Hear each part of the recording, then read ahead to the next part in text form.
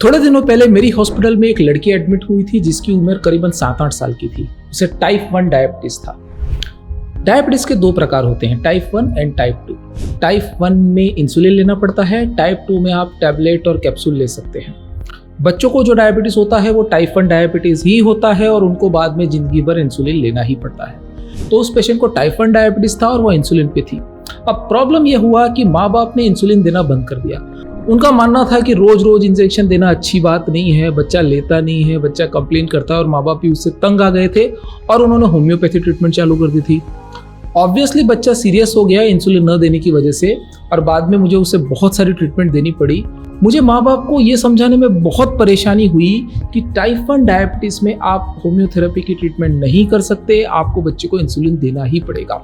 उसी तरह से एक केस महाराष्ट्र के पुणे में भी हुआ था जिसमें बहुत सारे लोगों को एक होम्योपैथी डॉक्टर ने यह बताया था कि उसके पास HIV की ट्रीटमेंट मौजूद है और उसने बहुत सारे पेशेंटों को ठीक किया है। उसी तरह से ऑस्ट्रेलिया की फेडरल कोर्ट ने होम्योपैथी प्लस नाम की एक होम्योपैथी की कंपनी को $1,15,000 की पेनल्टी दी। क्यों? क्योंकि उनकी वूपिंग कफ की जो सिरप थी वो ये दावा करती थी कि उनकी सिरप से वूपिंग कफ ठीक होता है और आपको वैक्सीन लेने की जरूरत नहीं। ऐसे तो बहुत सारे केस है और आप ये कहोगे कि ये तो इंडिविजुअल केसेस है, धोखा तो कोई भी दे सकता है। होम्योपैथी का डॉक्टर भी दे सकता है और मॉडर्न साइंस का डॉक्टर भी दे सकता है। इससे आप ये नहीं कह सकते कि पूरी होम्योपैथी की जो ब्रांच है वही फ्रॉड है। वैसे भी किसी भी अल्टरनेटिव मेडिसिन की ब्रांड को फ्रॉड कहने का ये साइंटिफिक तरीका नहीं है। तो आज हम ये जानेंगे कि होम्योपैथी क्या होता है, होम्योपैथी की ट्रीटमेंट के बेसिक प्रिंसिपल क्या होते हैं, क्या कोई साइंटिफिक एविडेंस है कि होम्योपैथी काम करती है कि एक सिर्फ फ्रॉड है, और दुनिया की बाकी की जो हेल्थ एजेंसीज हैं उनका होम्योपैथी के बारे में क्या मानना है।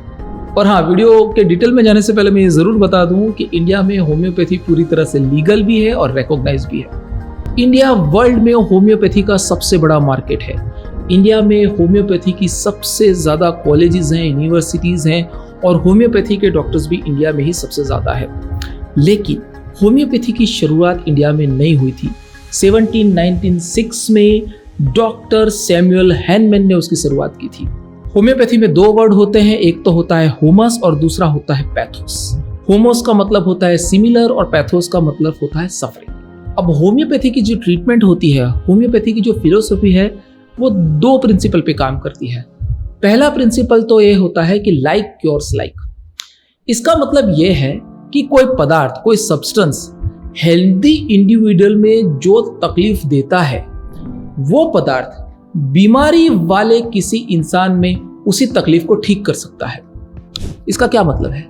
इसका मतलब यह है कि अगर कोई पदार्थ लेने से मैं हेल्दी हूं और मुझे हेडेक हो रहा है तो वही पदार्थ से किसी बीमारी वाले इंसान का हेडेक ठीक हो सकता है।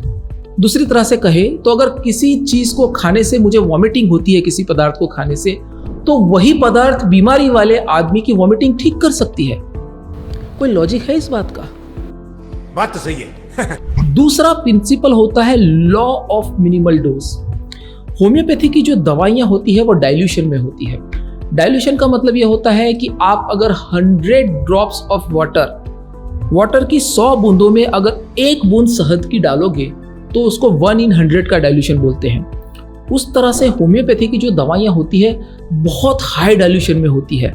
12C dilution, 13C dilution, 30C dilution, ये बहुत हाई डाइल्यूशंस होते हैं और होम्योपैथी में ये डाइल्यूशन बहुत रेगुलरली यूज होते हैं। अब होम्योपैथी का जो सेकंड लॉ है, लॉ ऑफ मिनिमल डोज, ये कहता है कि जैसे जैसे कंसंट्रेशन कम होता है मतलब डाइल्यूशन बढ़ता है, इफेक्टिवनेस भी बढ़ती है।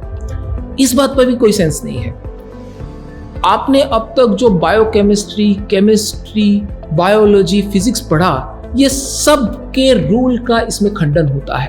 जैसे एक एग्जांपल देता हूं, 13C का जो डाइल्यूशन होता है, जो बहुत कॉमनली होम्योपैथी की दवा में इस्तेमाल होता है, वो इतना ज्यादा डाइल्यूटेड है कि उसका मतलब ये हुआ कि पूरी दुनिया में जितने सागर, नदी, तालाब है उसमें जितना पानी है उसमें 1 बूंद सब्सटेंस है। इतना ज्यादा डाइल्यूशन है।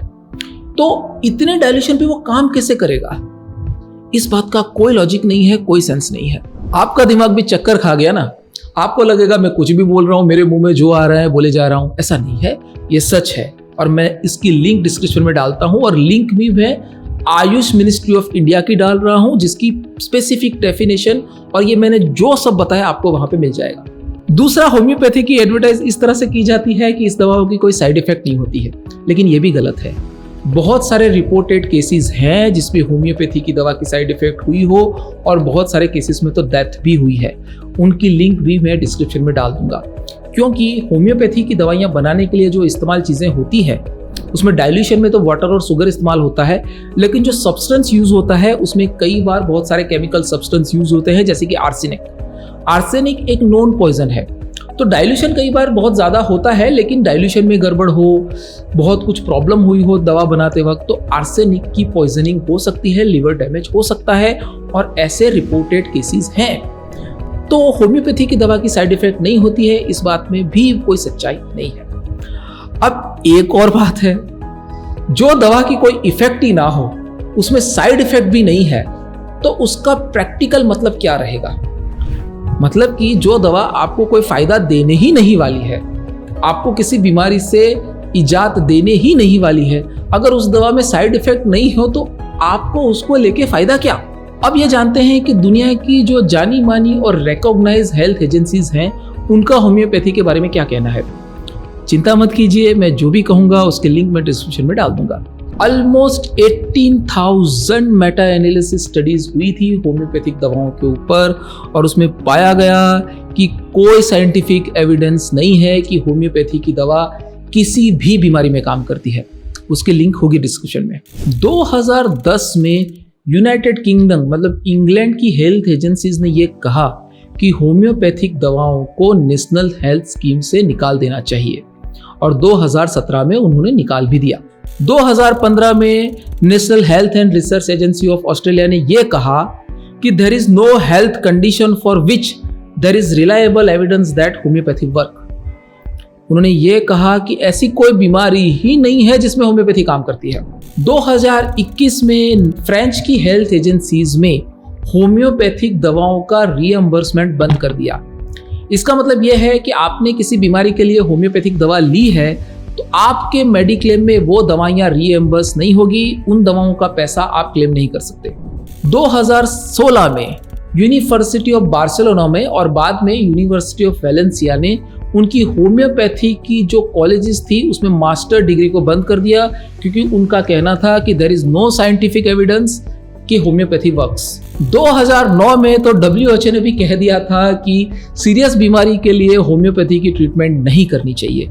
उन्होंने ये टीबी, मलेरिया और HIV के लिए कहा था, क्योंकि बहुत सारी होम्योपैथी की दवाइयाँ और बहुत सारे होम्योपैथी के डॉक्टर ये दावा करते थे कि उनकी दवाइयाँ से HIV, टीबी या फिर मलेरिया ठीक होता है। उसी को मद्देनजर WHO ने कहा था कि आप ये एडवर्टाइज नहीं कर सकते और इन तीनों बीमारियों की ट्रीटमेंट होम्योपैथी से नहीं हो सकती, आपको नहीं करनी चाहिए। अब ये जानते हैं कि होम्योपैथी काम किस बीमारी में करती है, क्योंकि अब तक का जितना भी वीडियो हुआ वो देख के तो आपको ऐसा ही लगा होगा कि मैं ये कहना चाहता हूँ कि दुनिया में ऐसी कोई बीमारी नहीं है जिसमें होम्योपैथी काम करती है। किसी भी स्टडी में, किसी भी मेटा एनालिसिस स्टडी में, किसी भी ब्लाइंड स्टडी में ये साबित नहीं हुआ है कि कोई एक भी होम्योपैथिक दवा कोई एक भी बीमारी में काम करती है। तो फिर वो काम किस में करती है? देखिए, बहुत सारे पेशेंट्स ऐसे होते हैं, मेरी हॉस्पिटल में भी आते हैं, बहुत सारे पेशेंट ऐसे होते हैं जिनको तकलीफें होती है लेकिन बीमारी नहीं होती, जिनको तकलीफें होती हैं लेकिन दवा की जरूरत नहीं। तो ऐसे लोगों को आप होम्योपैथी की दवा दे सकते हो। उसको प्लेसिबो थेरेपी बोलते हैं। प्लेसिबो थेरेपी का मतलब ये होता है कि किसी को आपने दवा नहीं देनी है, पर दवा ना दो, उसके बदले में कुछ भी दे दो, शुगर भी दे दो, पानी भी दे दो, तो उस आदमी को ऐसा लगेगा कि मेरी कंप्लेंट के लिए डॉक्टर ने दवा दी, तो ये जो मेंटल सेटिस्फैक्शन है उससे उसको अच्छा लगेगा और उसको ऐसा लगेगा कि उसकी तकलीफों में उसको अच्छा हुआ। इसको प्लेसिबो थेरेपी बोलते हैं। तो आप प्लेसिबो थेरेपी के लिए होम्योपैथी दे सकते हैं।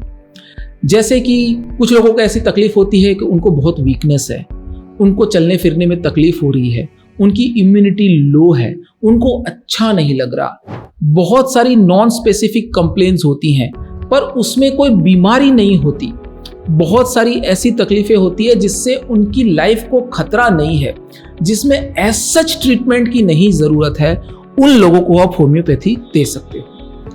वीडियो देख के आपको ज़रूर लगा होगा कि मैं क्या चाहता हूँ। मैं चाहता हूं कि होम्योपैथी पूरी तरह से बैन हो जाए? नहीं, ऐसा चाहने वाला मैं कौन होता हूं। ये ऐसी कंट्री है जिसमें बाबा रामदेव टीवी पे आके कहते हैं कि पुत्र जीवक बूटी से आपको पुत्र की प्राप्ति हो सकती है। उनकी कोरोनल की दवा कोरोना में काम करती है, ऐसा दावा किया जाता है जिसका कोई साइंटिफिक एविडेंस नहीं होता है। ये ऐसी कंट्री है जिसमें बहुत सारे पैकेट फूड और फॉर्मूला फूड में बहुत सारे हानिकारक पदार्थ हाई मात्रा में मिल रहे हैं। तो होम्योपैथी को बैन कर देना चाहिए, ऐसा मैं कैसे कह सकता हूँ? हाँ, मैं ऐसा ज़रूर चाहता हूँ कि होम्योपैथिक दवाओं का यूज़ लिमिटेड हो, long term non specific complaints और ऐसी बीमारियां जिसमें इंसान की जान का खतरा ना हो, ऐसी बीमारियों में ही होम्योपैथी की ट्रीटमेंट अलाउड होनी चाहिए। सीरियस बीमारियां जिसमें इंसान की जान को खतरा हो या फिर कॉम्प्लिकेशन बढ़ने का खतरा हो, जैसे कि डायबिटीज़ हो, प्रेशर हो, अस्थमा हो, हार्ट अटैक हो, कैंसर हो, ऐसी बीमारियों में सिर्फ साइंस की एविडेंस बेस्ड मेडिकल साइंस की दवाइयाँ ही अलाउड और ट्रीटमेंट ही अलाउड होनी चाहिए। क्योंकि मैंने बहुत बार देखा है कि होम्योपैथी और दूसरी अल्टरनेटिव मेडिसिन की वजह से इंसान की बीमारी के डायग्नोसिस में टाइम लगता है और कॉम्प्लिकेशन बढ़ जाते हैं। इसके साथ ये वीडियो खत्म होता है। वीडियो अगर आपको अच्छा लगा है तो लाइक कीजिए, शेयर कीजिए, सब्सक्राइब कीजिए। कुछ पूछना चाहते हैं तो नीचे कमेंट करें। अगर ये जानना चाहते हैं कि क्या मेडिक्लेम फ्रॉड है, या फिर आप ये जानना चाहते हैं कि किस तरह से मेडिक्लेम की कंपनियां पेशेंटों का पैसा रोक देती है और क्या करके पेशेंट उसमें से बच सकते हैं, तो इस वीडियो को देखने के बाद ये वीडियो ज़रूर देखें।